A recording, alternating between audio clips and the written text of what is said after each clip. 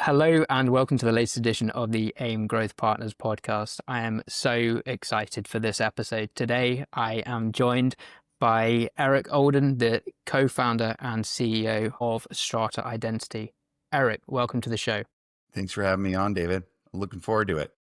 No, absolute pleasure. Now, I've got a list of some of your accomplishments. I won't go through them all, as we'll probably take the 40 minutes here, but you co-authored the SAML Identity Federation Standards. You set up your first identity security business whilst at college, and you successfully scaled that and sold it to none other than RSA. You then went on to set up the first identity as a service business, and now you founded Strata Identity, the identity orchestration platform and business. So I think we've got a lot to unpack, but I guess first question from my standpoint, why the passion with identity? Yeah, I think it's one of those things like when I got into it in the very early days of the web in the middle of the 90s. And, there's a lot of excitement. I was on campus and you saw how every day, every week, there are new things coming out on the web. And one of the big problems that I saw people struggle with was trusting it, So there are a lot of cool things you could do, but meaningful things were always, well, I'm not ready to put my credit card information out there. It's just gonna, who knows what's gonna happen. And so in the early days, it was like, well, how can we make it an environment that you can do trust? And that led to, a couple things that me and my co-founder and best friend, we were just playing around. We said, hey, what if we could make a way to create a session? And in the early days of HTML and HTTP, there wasn't a way to keep the identity or the context of a person where they click from one link to the other, even on a particular website. And it sounds obvious today, but going into the early days, you had to build that yourself. And we built that. And then we realized, well, if we can make a session, we can control that session. And that's when we got into access management. And in the early days, we didn't call it identity management. It was just more access management. And we built a way to do that at scale, because in the early days, the companies that we have been working with were really big enterprises, and they needed a way to do it for not a handful of people on a website, but tens of thousands, even millions of customers. And that got us into how do you do this security at scale? And then ultimately, as we found all of a sudden we had the right product at the right time, then the challenge started to become, well, how do you make this work between websites? And that's where the opportunity to collaborate and co-create the SAML standard came about. And at that point, we said, well, we have the way to make the session at one website. How we can make a session go from one website to a completely other organization's website, that's where the federation and distributed session came in. And that's where, out of necessity, we built that at my company at the time was Securant. And we wanted it to work not just for our customers, but for everybody. And that's why we got behind creating it as a standard. And that became SAML. And after, a lot of people building on it and doing a lot of great things, it became ubiquitous. And I think from an engineering standpoint, it's definitely one of the things I'm most proud of was, helping basically make security work between crossing borders and crossing organizations. And so that's where the passion came from, I think, was a lot of, well, if we can make this work at the highest levels, then we're going to make the web and the internet something we can do really trustworthy business on. And so here we are 25 years or more later, and we can do things because of things like SAML and others as well. But, a lot of that to me is very validating as like, oh, you can have a big impact even, at a small startup. Things got to start somewhere. And even the biggest companies eventually in the beginning were usually something really small. So that's a roundabout way of how I get really excited about it.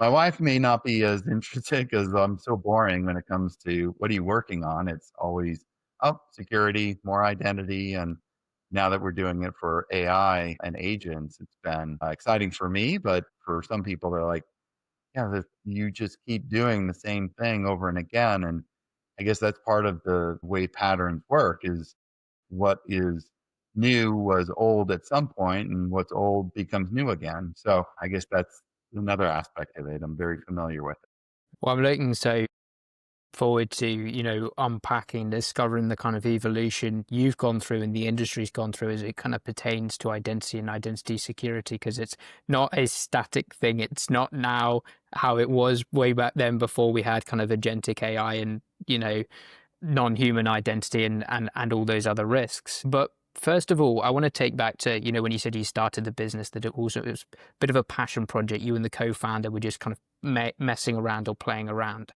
Now, I'm sure there's a lot of, aspiring entrepreneurs out there, and I speak to a lot of founders who, to quote a founder I spoke to the other day, said, first time founders think about product, second time founders think about distribution.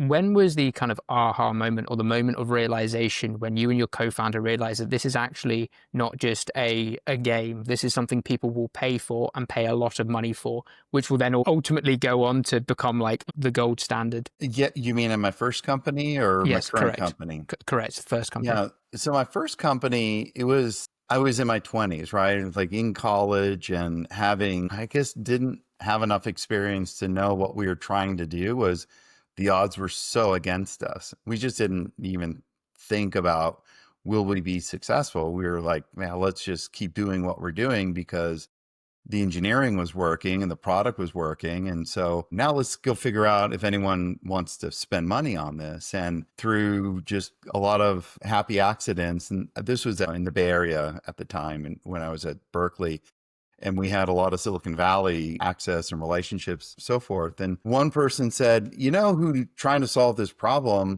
is a networking company, Cisco. And I remember thinking, oh, well, Cisco in the mid 90s was one of the best internet companies around. And so I thought, well, if they need it and they can't find it somewhere else, then like there's probably a lot of other people who aren't as oriented around the internet that we can work with. But Cisco was our first customer. And it turned out, yeah, they did have the problem and they had it at really big scale. Then the second customer was Wells Fargo, and they had the problem more on the inside of Wells Fargo in their intranet.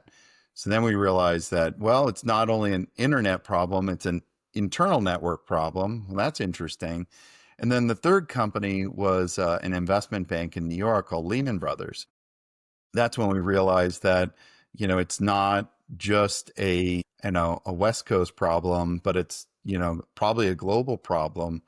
And I think it was those three companies that we sold to all in the span of about 9 months. And they were, working with a really tiny startup. And we were embarrassingly small and unsophisticated at the time because, like I said, we were just like a bunch of kids basically throwing software together and testing it and scaling it. We couldn't even afford the big servers to test on. So our customers gave us servers, these big Sun machines. But one thing led to the next, and we did build the software and it scaled and all those things worked. So for us, it was finding that pattern. And what I was looking for was the problem defined in a similar or the same way more than one time, because you can build a company around a problem. You can't really build it around a feature because that's not enough. And so once we saw that the problem that those three companies had, we could extrapolate and see, well, if there was some other company that was providing the solution, they probably would have gone with that instead of a 6-person startup, working at the time in a loft in Berkeley, you know, but the fact that they bought from us told me that, Microsoft hadn't figured it out. And so that got us really excited. And so I think that would be the way I would, advice that I give to companies I work with, startups that either I'm an investor on or an advisor to is, be really clear about the problem and don't talk to people who are your friends because, your friends tell you what you want to hear. And you need to go find people who really are going to prioritize the problem solving it over a relationship. And so the Cisco and Wells Fargo and Lehman Brothers, we didn't know them at all when we started working with them. And it was really like, hey, I have a solution to the problem that you're running into. And that's where we got our signal out of all the potential noise. Oh, I mean, that's incredible validation. Those three logos as your first, first clients within 9 months. I think that's amazing. It's go out and validate that this problem actually exists and it's something people are going to pay for. When people are building this incredible arc, building this incredible product that no one's going to buy, and they're thinking just about cramming all these products and features into one, sort of solution. They've not thought about distribution. They've not actually thought with the end client in mind. So it sounds like that was a key kind of consideration for you of actually getting some validation from the market. And what validation from those first three clients? First time founders focus on product, and then second time on distribution. I think that is very true. But I would say more of what my own experiences start with the problem before you get to the Yeah. product. Because if you build a product first, then all you're looking, the expression, if you have a hammer, everything looks like a nail. And so I'm very careful not to build product until we've really established problem. And I've gotten a lot more sophisticated about that over the last 30 years because I've seen a lot of companies that go too quickly into the solution and then they get wed to, "Well, this is what I want people to do with it," as opposed to, here's the problem that I'm going to solve over and again. A lot of what I saw at my second company, Simplified, which we started in 2006, it was right in the very beginning of when people started to move applications to the cloud and use software as a service. And I had to really figure out, well, the problem is also going to be identity. But the thing that has changed is that the distribution model and the way people are going to use it needs to come as a subscription. It needs to be something that you can get very easily on the internet. But we really had to think through how to build the right solution for that new market of software as a service in the cloud. With Simplified, we started building everything in SaaS, in the cloud. And that allowed us to do things that we couldn't do when things were only on premises. And that meant things like we created the first integration network of all the applications and connect to Simplified. And we are connected already to a fabric of applications. And so now that model is commonplace, but we were the first ones to do it back in 2006. Would say you couldn't unpack distribution and the architecture from Simplified because that was the thing that we did that carried a lot of the familiar things from the first company into the second, but where it was radically different was on distribution. And then we focused a lot on partnerships as well. So, Simplified, we've done a lot of work with Symantec and VMware and companies like that, AWS early on. If having a good solution to a problem with a good product is winning a battle, then you win the war on logistics and distribution. So I think that there's a kind of a similar saying is that amateurs talk about strategy or tactics and experienced people talk about logistics. I think that's so interesting. And I guess off the back of that, and I guess it kind of is a question about your first company, but also as well as your second. I know, particularly looking at the first, I think I read it earlier that you went some years before you took in external money. External money. I didn't realize until about 10 minutes ago who your first three clients were. Why the conscious decision to not take in external money where arguably you've got quite good validation from big players in the space who could go elsewhere, but they've decided to work with your small startup? Why is it important to reject that external money? Well, the funny thing is that we were so inexperienced. We didn't know how the venture capital game worked. And, we built it all on retained earnings early on. And that was great from a equity standpoint because we didn't give away, the company early on. So we didn't raise institutional money until much, much later. And then it was also another kind of thing that when you're in your early 20s, living on top ramen and coffee and all of the kind of things that I didn't have a mortgage. I didn't have kids. So the world was different in, with the original team there. So I don't know. I guess what I'm saying is I don't know if we deliberately said, no, we don't want to raise money. We didn't know how to raise money. And then once we started to sell the product, and then all of a sudden we had all sorts of people coming to us saying, we want to buy this product. That's when we were like, shoot, well, we can't hire people that we don't already have money coming in to pay their payroll. And that's when we kind of matured in a sense that we brought in external money, and we got some experienced leadership that, have been, built companies before and so on. So it was a little bit more that we didn't know to look for it. And in order to have hyper growth, and well, here's the thing, we went from 26 people with no institutional money. Then we did raise a fund, raise a round, and we got, went from nothing to almost 40 million in capital. And then we grew from 26 people to 300 people in 6 quarters. So that kind of hyper growth you can't do without venture capital. And so I think that was kind of the other side of it.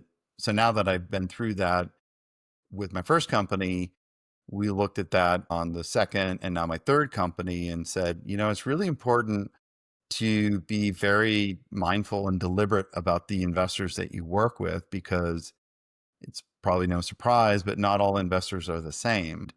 Where I'm at now with the benefit of, 3 venture-backed startups, 2 exits, and having, dozens of companies that I've invested in and advised, I would say the caliber of your investors, it's less about the firm and more about the individual, because they're going to be with you for the long term. And you really want to have people that understand how hard it is to do startups and have been through it themselves, so they can give really good advice. And, I guess someone told me at one point, choose your investors wisely, because it's easier to get out of a marriage than it is to get somebody out of your cap table. So, I'm still married of 23 years, so I'm happy on that front. But, I would say that was really important, and it makes me very mindful of who we're willing to work with as investor partners.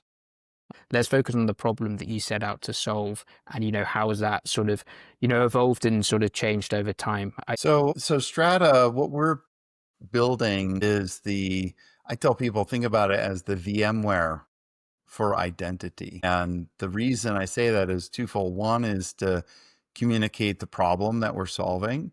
And early VMware, what they did was they made it possible to run your applications on any kind of hardware, and to kind of consolidate different servers into more efficient, more well-utilized servers. And they do that through a notion called abstraction. And VMware didn't build servers, they built software that allowed you to make better use of the servers that you already have.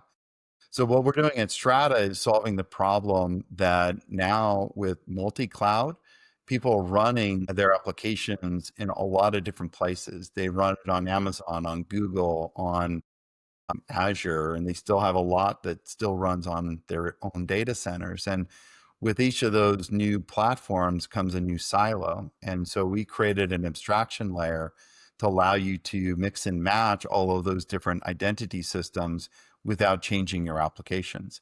So that's where I think we can do some really helpful things, like unify your single sign-on and your identity, which is important for mergers and acquisitions, where you need to consolidate 2 different complex environments. Second thing is rationalization, which is if you want to move off of old legacy stuff onto new modern stuff, you don't want to rewrite those applications. And so the abstraction layer helps you do that. And then the third thing is for resiliency and continuity. What if your identity system for some applications failed for whatever reason? Well, you need to be able to fail over to another identity system to keep your business up and running. So those are 3 of the big use cases that we started the business on. And now where we are focused today is this new world of how do you bring agentic AI And how do you provide the guardrails and the observability so that now this new class of a user that's non-human is able to be controlled and managed in a similar way using the similar constructs that we do for humans. And so, I like to tell people, just think about agents as people too. As don't think about it as non-human identity and service accounts and all the kind of maybe tactical views of things. And I'm not saying NHI is a bad thing or anything like that. I'm just suggesting that when you think about the agents as a analog or a parallel entity as your humans, then that makes it really easy to think about how you're going to secure them, because now you can almost imagine in your head how this agent is going to do different things and how you're going to prevent them from doing certain things. As the same way that we've been doing it for humans for decades, now don't think of it as a different thing. There's more that you can benefit by thinking about it as a similar thing than as another silo. And so that's kind of the new focus, is not that we've moved away from human, but now that we've added AI as a parallel entity that we treat in a similar way as humans. So it's really, in the end, treat your AI agents like people too, and you're going to get all of the benefit of security that we've refined over the last decades. You can now apply it right now, here today, and it looks like identity orchestration, but we're doing it for humans as well as AI agents. So it's a mouthful, but that's kind of the evolution of where we got to. So we take a step back for a second. So we look at your first business and you were solving the kind of the human identity and access management kind of portion of the problem. That sort of evolved as we moved to the cloud. There was this new problem you were solving. You touched very briefly on kind of non-human identity, but you're not classing this new wave of, threat as it kind of pertains to agentic AI. You're not classing that as non-human identity. You're saying it's an extension and we need to be treating it as human identity. When you start to make assertions that there's a different relationship that's built into this concept. And I think the word agent is a great example, right? The word agent implies a relationship. All right, think about the movie Jerry Maguire, and Tom Cruise in that movie. He played the agent for Cuba Gooding Jr., who was the football player. And when you think about Tom's role in that place, or Jerry Maguire's role, he was the agent representing the football player. So when you say, well, what is an agent at that point? You're not talking about Tom Cruise's character. You can't say that without acknowledging that there's a relationship between that agent and this human in that notion. So that was like one of the most kind of first principles things that I'm suggesting, is that it's right in front of it in the definition of the word. So the other corollary is that if we think of non-human identities simply as like this monolithic thing, then you wouldn't necessarily treat a service account, which isn't acting as an agent. You can't say that there's the same notion that an agent and a service account are going to be one and the same, because they're not, right? Because one has a notion of agency, the other one does not. So that's why I would suggest that there's almost like a Venn diagram. Instead of having just two circles that don't have any intersection of humans and non-human identity, I'm suggesting that there's a third that is the union of the humans and the non-humans, where you have some traits that are coming from the NHI space, like, these agents don't have the same characteristics as humans in that they're non-biological. There's no face to do a face scan. They don't have fingerprints to do a fingerprint scan on. So what that means is, from an authentication standpoint, you still need to authenticate agents, but you can't use the same techniques that you do for humans, but you need to do it maybe in a different way than just the classic service account. And so in that particular example, what we'll do for agents is authenticate them using things like PKCE or SPIFFY. And these are acronyms that are, taken from the workload identity space and now applied to solve the common problem of authentication, but we do it in a different way at a different scale. So Pixie and Spiffy, they do authentication, but they do it at a kind of a scale and speed that you can do just in time. So I guess really the net of all of that is to think about it not as two ends of a spectrum where there's no overlap, and think about it as where you get the benefit from the union of those two worlds, and put agents in the middle where they have aspects that are human and aspects that are non-human. And rather than debate the vicissitudes of why it's one or not the other, and just say, look, if you just think about humans and agents in a similar way, then all of a sudden you can do a whole lot more by anthropomorphizing these entities and thinking about them like humans. That I guess is a long roundabout way of kind of how we came to say agents are people too. So if I'm tracking, summarizing that correctly, then it's not about, you know, we're it's not talking about sentience. It's not talking about actually giving these AI agents kind of, saying they are on par with humans. It's basically just saying this binary approach that we've had in the past of it's human identity or it's non-human identity. We actually need something a little bit more sophisticated, or we need something that's actually, this is a bit more kind of nuanced. It's somewhere between the two. It's not a person. We can't use biometrics like we can use with a human, nor is it strictly non-human. We need to come up with a more kind of nuanced or more complex system that's in the middle. Is that a That's kind of a right. fair? That's right. And it's kind of the hybrid notion all over again, right? So it's not entirely one, it's not entirely the other. It's a hybrid of the two. So I think it's multiple things can be true at the same time. So it's not about saying there's something wrong with NHI or there's something wrong with humans.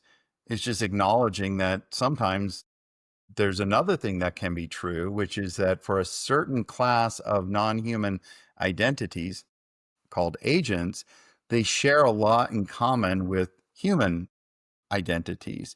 And that if you look at what's common, you think about the framework of identity, and you think about the 6 A's: authentication, access, authorization, attributes, administration, or IGA, and auditing, right? Those same 6 things that we've done for so long for humans are the same 6 things that we need to do for these agents. And you don't necessarily do all 6 things for all your NHIs. So I think that's really part where I ground that middle component, is that how do you think about the 6 A's of identity and apply it and adjust it to work with these agents? That I think is the headline.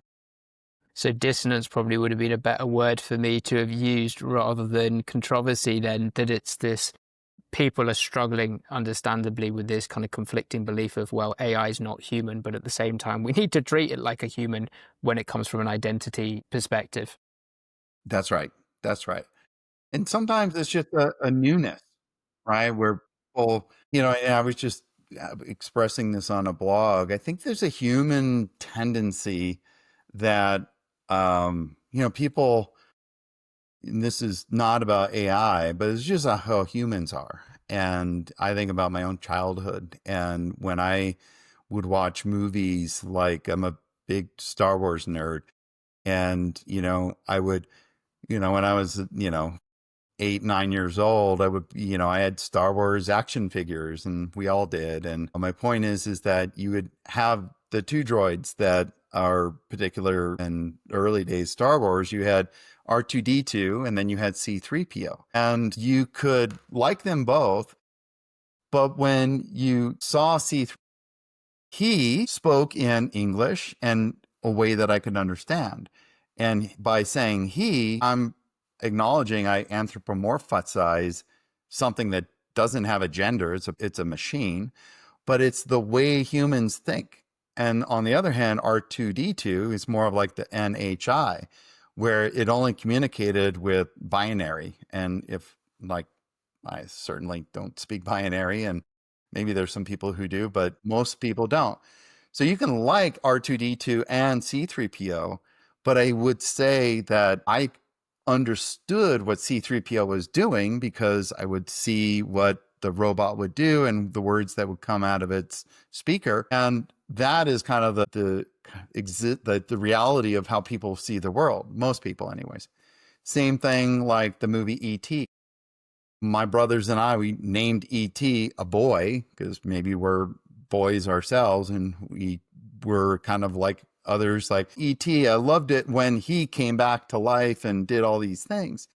And I guess what I'm saying is that you could fight it and be purist and say, well, go back and take gender out of the ascribing C3PO a gender. Don't even call it a human, call it a thing.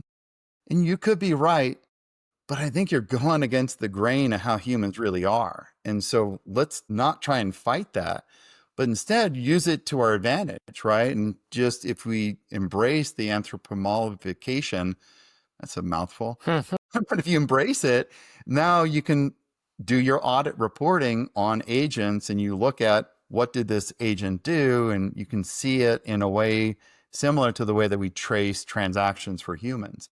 And there's no harm in it. And by doing that, I'm not saying I don't love R2D2. I'm just saying I understand C3PO in a different way.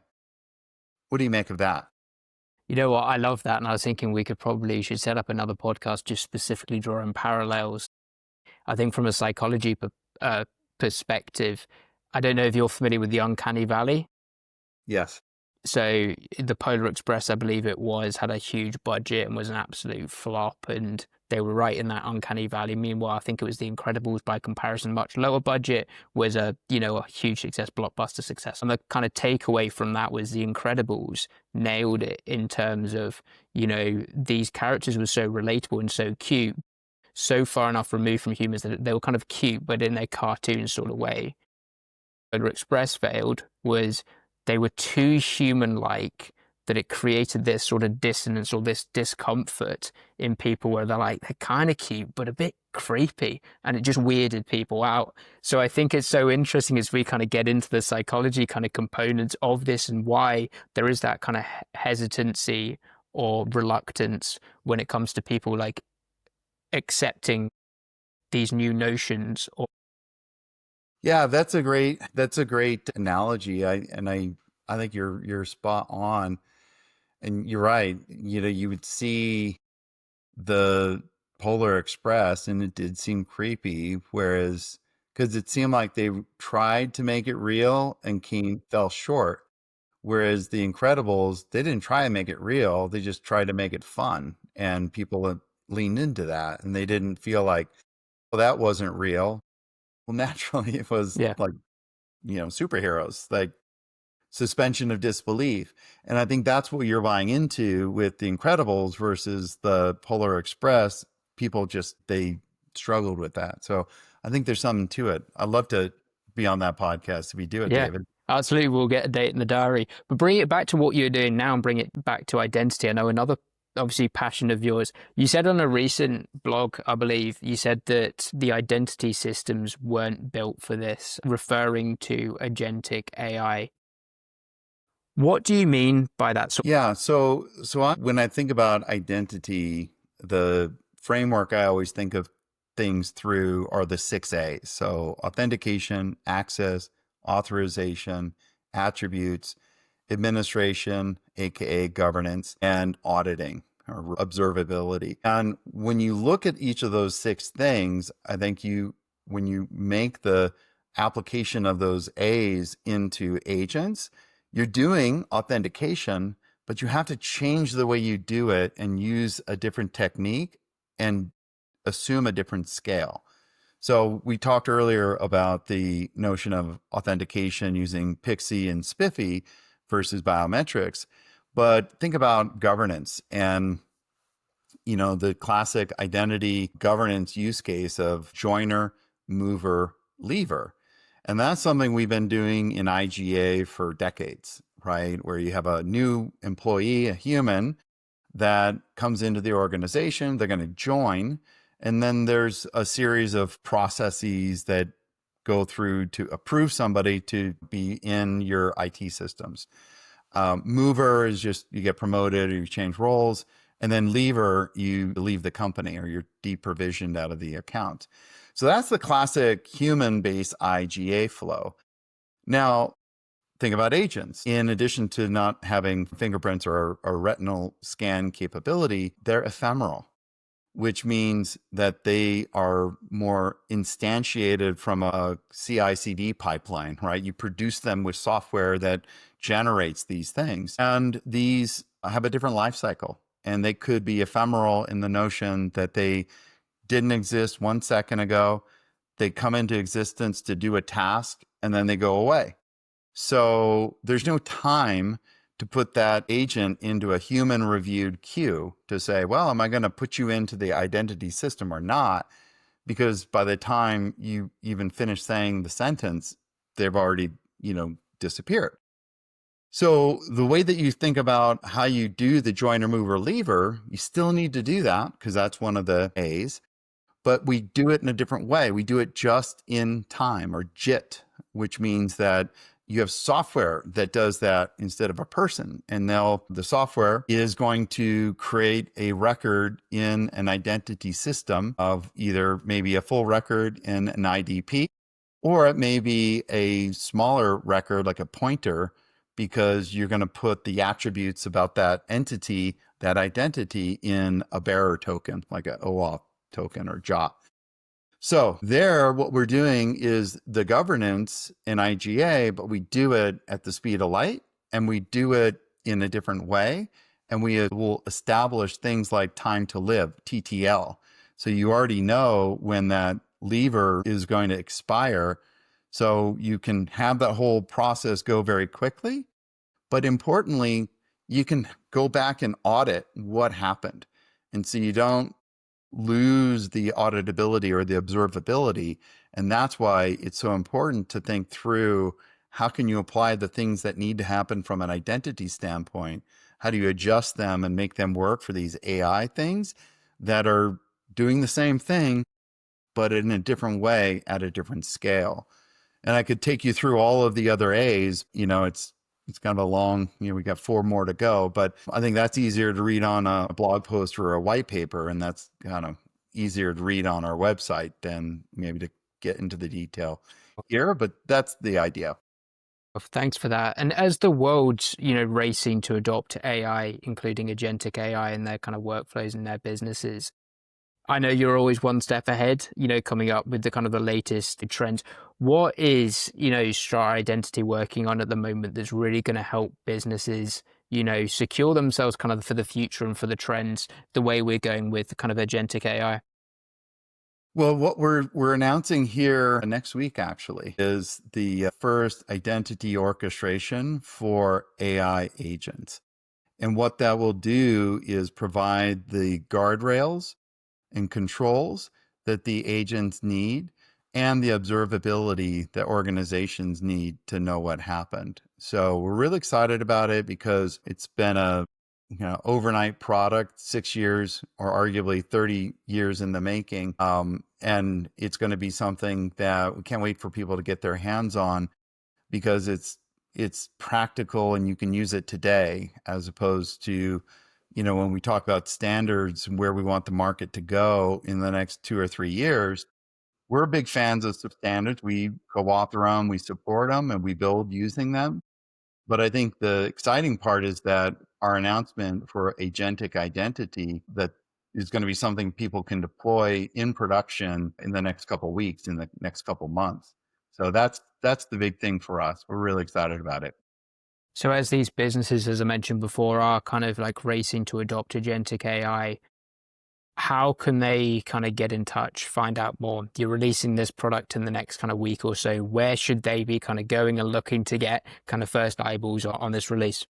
Yeah, right on our website today, you can sign up for the wait list at strata.io, spelled STRATA.io. and is right there front and center. So we've got the wait list for the first release, which you'll be able to get access to. And the plan is by the end of the summer, people will be able to get right into it, no wait list, and just use it. And if you like it, buy it. If you don't use it. The whole idea here is to make it really easy so that it doesn't become a big infrastructure question. Instead, we're deploying it as a sandbox so that you'll have a fully working implementation, a reference architecture and implementation that you can get your hands on. You can change out whatever AI model you want to use. You can change out whatever identity system you want to use, and you can change out any of the use cases of the transaction. But what you'll be able to do is the entire kind of agent-enabled transaction where a human asks an agent to do something, and then that agent goes through the various steps of authentication, access, authorization, all the way through, and then brings it for a human in the loop.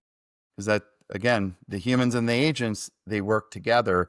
And so one of the last steps is to get the human in that transaction to verify it's a human and not a bot, and then give the human the ability to buy or not buy the particular, in this example, it's buying concert tickets, but you'll be able to play with that and get it working, and then deploy it in your environment and swap out the things to make it yours. So pretty excited about the kind of make it really easy to experiment and learn, and then go to production. I feel incredibly fortunate not only to have you on the podcast, but just ahead of this release, a true pioneer in this space, the identity security space. I appreciate you sharing with us the kind of evolution we've gone on as from an identity perspective and how you've been at the forefront of that, how you've built and scaled your businesses, but also given us a look into kind of what the future looks like as everyone's racing to adopt agentic AI, and excited for the release of, your product next week. Look, it's been an absolute pleasure hosting you on the podcast, Eric. Any kind of final thoughts or any kind of takeaways you want to leave the listeners with? Well, I think we covered it all, and I would love for people who are interested. We'd love to get your input on the product, because I think the best products are built solving the problems that the industry has. So by all means, please sign up for the wait list and let us know what's important to you, because we want to make sure that we get all of the priorities of the problems for our customers, get it just right here as we launch identity into the age of agents. So thanks for having me on, David. Been my pleasure. Thanks, Eric.